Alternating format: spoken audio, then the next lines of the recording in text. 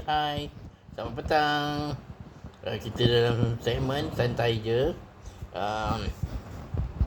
Kini kita berada di Dunia RC Auto City. Ni kita punya kasih apa kasih bukan kasih. Ni adalah showroom lah. Kita punya showroom Auto City. Di mana Dunia RC ada mendapat AP untuk menjual kenderaan-kenderaan baru, berbagai jenis lah. Antaranya Toyota, Honda, Nissan, KTEV juga. Pakailah. Siapa yang berminat, yang ada mahu menukar kenderaannya kepada kereta baru, bolehlah datang ke Dunia RC Auto City. Ni kita punya workshop. Hari ni banyak kenderaan kita yang dah keluar. Bas kita dah pergi ke Kota Baru dan juga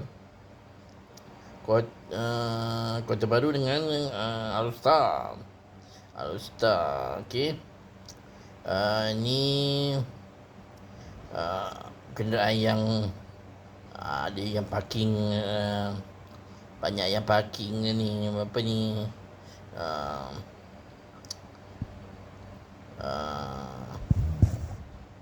yang ni kenderaan polis kita juga parking kat sini, sebab bas dah keluar. Parking dia tu kira free dia ambil alih oleh polis.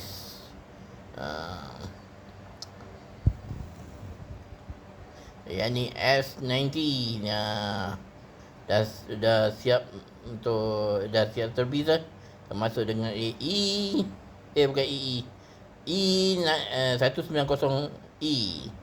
Yang ni Mercedes Benz.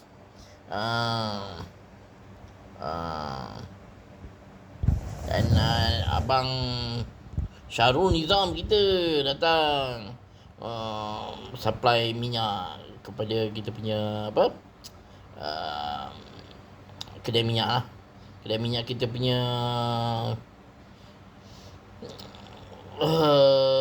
kekerapan untuk mengisi minyak mungkin dalam 1 minggu ataupun 1 minggu setengah ke 2 minggu lah, bergantung pada penggunaan lah. Kekerapan ramai orang isi minyak, cepatlah kita panggil Abang Syarul Nizam untuk isi balik stok.